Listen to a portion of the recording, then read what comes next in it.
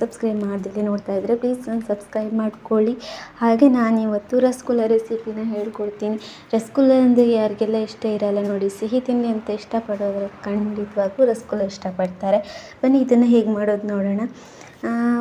ಒಂದು ಪಾತ್ರೆ ಬಿಸಿ ಆಗಲಿಕ್ಕೆ ಇಟ್ಬಿಟ್ಟು ಅದಕ್ಕೆ 1.5 ಲೀಟ್ರ್ ಹಾಲನ್ನ ಹಾಕ್ಕೊಳ್ಳಿ. ನೀವು ಒಡೆದ ಹಾಲಿನಲ್ಲಿ ಮಾಡ್ಕೋಬಾರ್ದು, ಅದು ಚೆನ್ನಾಗಿರಲ್ಲ, ಯಾಕಂದರೆ ಹಾಳಾಗಿರೋ ಹಾಲಲ್ವ. ಸೊ ನಾವು ಒಳ್ಳೆ ಹಾಲನ್ನೇ ಓಡಿಸ್ಬಿಟ್ಟು ಮಾಡ್ಕೋಬೇಕು.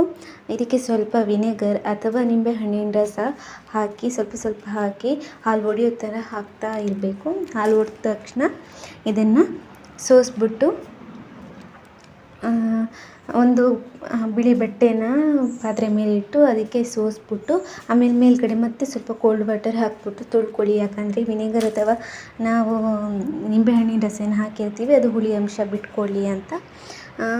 ಹಾಲು ಚೆನ್ನಾಗಿ ಕುದ್ಮೇಲೆ ಅದಕ್ಕೆ ಹಾಲು ಒಡಿಸಬೇಕು ಅಷ್ಟೇ. ಅದಾದಮೇಲೆ ಇದನ್ನು ಚೆನ್ನಾಗಿ ಹಿಂಡ್ಬಿಟ್ಟು ತೆಗೆದು ಇದನ್ನೆಲ್ಲನೂ ಹುಡಿ ಮಿಕ್ಸ್ ಮಾಡ್ಕೋಬೇಕು. ಅಂಗೈಲೇ ಚೆನ್ನಾಗಿ ಎಲ್ಲನೂ ಮಿಕ್ಸ್ ಮಾಡ್ಕೊಳ್ಳಿ. ಎಲ್ಲ ಫುಲ್ ಮಿಕ್ಸ್ ಆಗಬೇಕದು. ಎಲ್ಲ ಮಿಕ್ಸ್ ಆಗಿಬಿಟ್ಟು ಸಣ್ಣದಾಗಿ ಉಂಡೆ ಮಾಡ್ಕೊಳ್ಳಿ.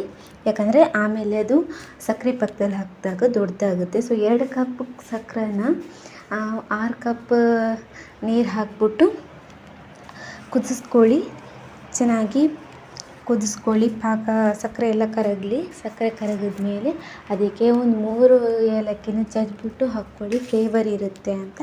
ಅದಾದಮೇಲೆ ಇದಕ್ಕೆ ಉಂಡೆಗಳನ್ನೆಲ್ಲ ಹಾಕ್ಬಿಟ್ಟು ಒಂದು 15 to 20 ಮಿನಿಟ್ಸ್ ಹಾಗೆ ಬಿಟ್ಬಿಡಿ. ಮುಚ್ಚಿಬಿಟ್ಟು ತಣ್ಣಗೆ ಇರಲಿ. ಹಾಗೇ ತಣ್ಣಗೆ ಇಟ್ಮೇಲೆ ಒಂದು ಪಾತ್ರೆಗೆ ಹಾಕ್ಕೊಂಡು ಅದರ ಮೇಲ್ಗಡೆ ಪಾಕನೂ ಹಾಗೆ ಹಾಕ್ಕೊಂಡು ತಿಂದರೆ ಎಷ್ಟು ಚೆನ್ನಾಗಿರುತ್ತೆ ಗೊತ್ತಾ. ನೀವು ಮನೆಯಲ್ಲಿ ಟ್ರೈ ಮಾಡಿ ಆಯಿತಾ, ತುಂಬ ಚೆನ್ನಾಗಿರುತ್ತೆ. ಸಿಹಿ ತಿಂಡಿ ಬೇಕು ಅನ್ನಿಸ್ದಾಗ ಬೇಕ್ರಿಗೆ ಹೋಗೋ ಬದಲು ಮನೇಲೇ ಮಾಡಿಕೊಂಡ್ರೆ ಚೆಂದ ಅಲ್ವಾ. ಸೊ ರಸಗುಲ್ಲ ರೆಸಿಪಿ ನಿಮ್ಗೆ ಇಷ್ಟ ಆಯಿತು ಅಂದರೆ ನನ್ನ KSY ಇನ್ಫಾರ್ಮೇಟಿವ್ ಚಾನಲ್ ಲೈಕ್ ಮಾಡಿ, ಶೇರ್ ಮಾಡಿ, ಕಮೆಂಟ್ ಮಾಡಿ. Thank you.